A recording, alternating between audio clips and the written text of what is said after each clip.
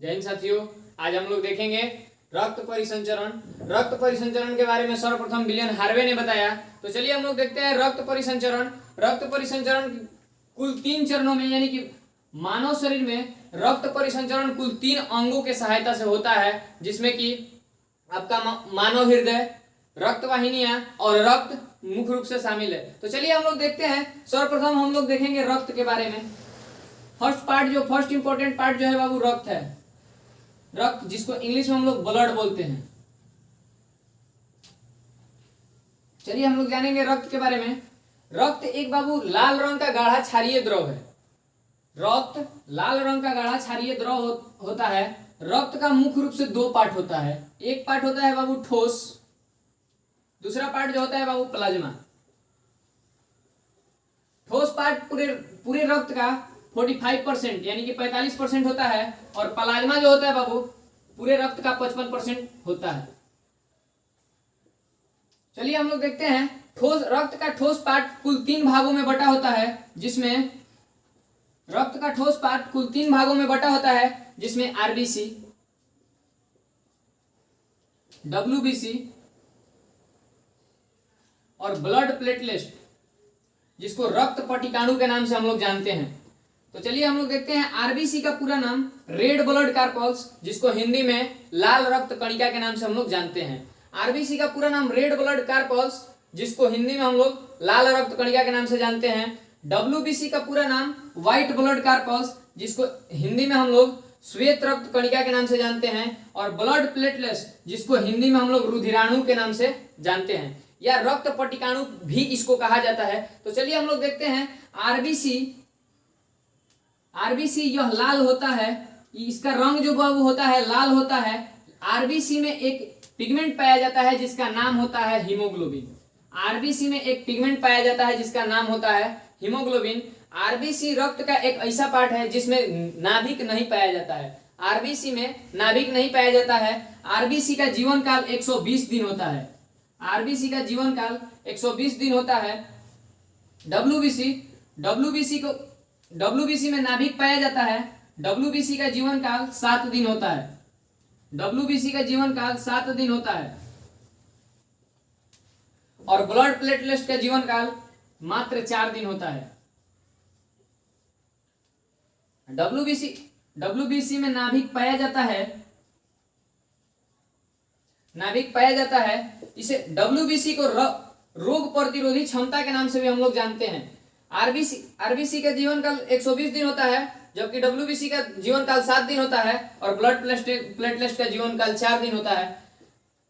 RBC की संख्या पूरे रक्त में सबसे अधिक, अगर रुधिराणु में संख्या पूछा जाए, अगर रुधिराणु में सबसे अधिक संख्या पूछा जाए तो आरबीसी का होता है। आरबीसी का संख्या लगभग 10 लाख के आसपास होता है। आरबीसी का संख्या लगभग 10 लाख होता है, जबकि डब्ल्यूबीसी का संख्या 10,000 होता है। जबकि डब्ल्यूबीसी का संख्या 10,000 होता है, और इसको ब्लड प्लेटलेट्स का संख्या 1 से 1.5 लाख के आसपास होता है। तो इस प्रकार से इनका संख्या होता है, इनका जीवन काल होता है। चलिए हम लोग देखते हैं।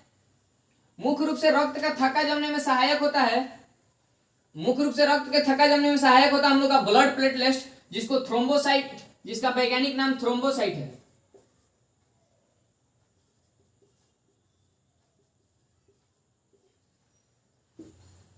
डब्ल्यूबीसी का वैज्ञानिक नाम ल्यूकोसाइट।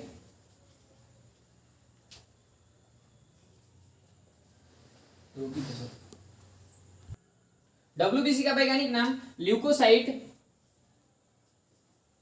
तथा आरबीसी का वैज्ञानिक नाम एरिथ्रोसाइट होता है।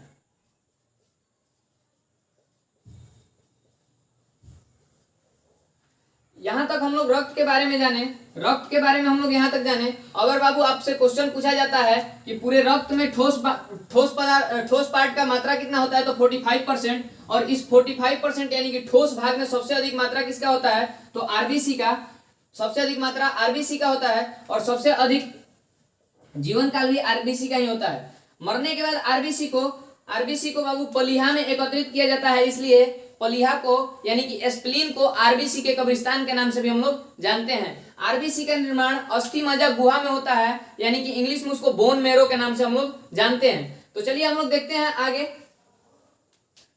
अगर बाबू ब्लड प्लेटलेट्स और डब्ल्यूबीसी डेड कर जाते हैं, यानी कि 7 दिन और 4 दिन के बाद ब्लड प्लेटलेट्स और डब्ल्यूबीसी को लाइसोसोम में लेकर के चला जाया जाता है और लाइसोसोम इनको खा करके नष्ट कर देता है, क्योंकि कोशिका की आत्महत्या की थैली के नाम से लाइसोसोम को ही जाना जाता है। तो अगर बाबू बात की जाए आरबीसी का, तो आरबीसी स्प्लीन यानी कि पलिहा में चला जाता है। तो पलिहा को ब्लड बैंक और आरबीसी के कब्रिस्तान दोनों के नाम से जाना जाता है। अगर ब्लड बैंक का भी बात किया जाएगा, यानी कि ब्लड बैंक का भी बात किया जाए तो उसका भी आंसर पलिहा ही होगा, और आरबीसी के कब्रिस्तान का भी बात किया जाए तो इसका भी आंसर पलिहा ही होगा। तो चलिए हम लोग जानते हैं, ये तो हम लोग का फर्स्ट पार्ट हुआ। चलिए हम लोग देखते हैं, संपूर्ण रक्त में रक्त जो होता है लाल रंग का गाढ़ा क्षारीय द्रव होता है। रक्त लाल रंग का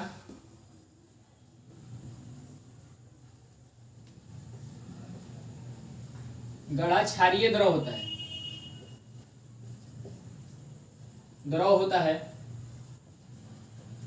रक्त का पीएच मान 7.4 होता है। रक्त का पीएच मान, संपूर्ण रक्त लाल रंग का गाढ़ा क्षारीय द्रव होता है, इसका पीएच मान जो होता है बाबू 7.4 होता है। रक्त का लाल रंग हीमोग्लोबिन नामक पिगमेंट के कारण, यानी कि जिसको इंग्लिश में एचबी यानी कि हीमोग्लोबिन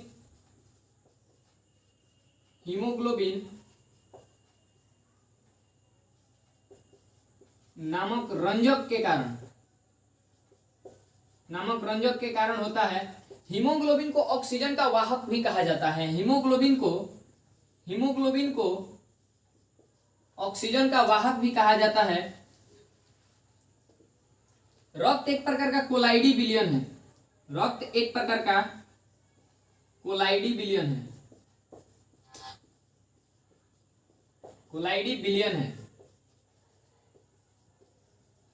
रक्त एक प्रकार का कोलाइडी विलयन है। रक्त हीमोग्लोबिन के कारण जो होता है बाबू लाल होता है। तो रक्त का ही एक पार्ट है जो प्लाज्मा।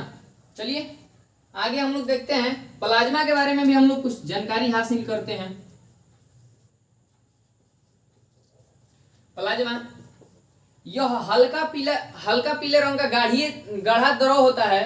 ये बाबू प्रोटीन से मिलकर बना होता है। इसमें हीमोग्लोबिन नहीं पाया जाता है। ठीक है, चलिए अब हम लोग देखते हैं रक्त परिसंचरण का सेकंड पार्ट, जिसको हम लोग मानव हृदय के नाम से जानते हैं। तो उम्मीद करते हैं आप लोग को रक्त के बारे में आकृति बाबू कुछ इस प्रकार होता है, जिसका आकृति कुछ इस प्रकार होता है। इसमें 4 चेंबर पाए जाते हैं। अगर बाबू मनुष्यों में बात किया जाए तो मनुष्यों में हृदय के 4 कोष्ठक पाए जाते हैं, 1, 2 और 3, 4। मनुष्यों में बात किया जाए तो हृदय के 4 कोष्ठक पाए जाते हैं। अगर उभयचर में बात किया जाए, उभयचर में 3 कोष्ठक होते हैं। और मछलियों में बात किया जाए तो व्हेल को छोड़ करके, व्हेल क्योंकि स्तनधारी के अंतर्गत आता है, व्हेल को छोड़ करके मछलियों में 2 ही कोष्ठक पाया जाता है। चलिए हम लोग देखते हैं आगे। मानव हृदय में बाबू 4 कोष्ठक पाया जाता है।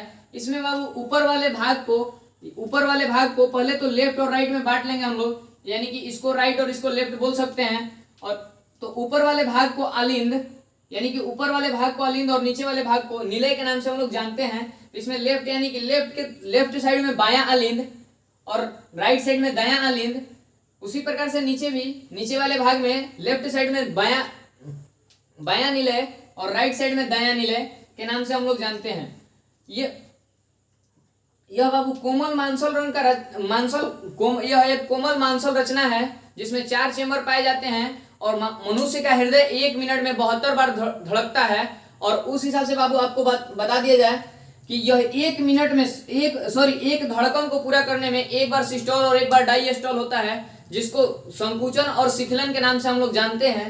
यानी कि एक धड़कन पूरा होने में मनुष्य का हृदय 1 बार शिथिलित तथा 1 बार संकुचित होता है। साथ ही बाबू आप लोग को बता दिया जाए कि यह 1 बार में 70 ग्राम ब्लड को पंप करता है। यह 1 बार में 70 ग्राम ब्लड को पंप करता है। इस हिसाब से बाबू 72 बार को पंप करने में 72 बार में ये पूरे शरीर के रक्त को 1 बार परिसंचरित कर देता है। यही कारण है कि मनुष्य का हृदय जो है 1 मिनट में 72 बार धड़कता है। उम्मीद करते हैं आपको दोनों टॉपिक समझ में आया होगा। मिलते हैं नेक्स्ट वीडियो में। जय हिंद।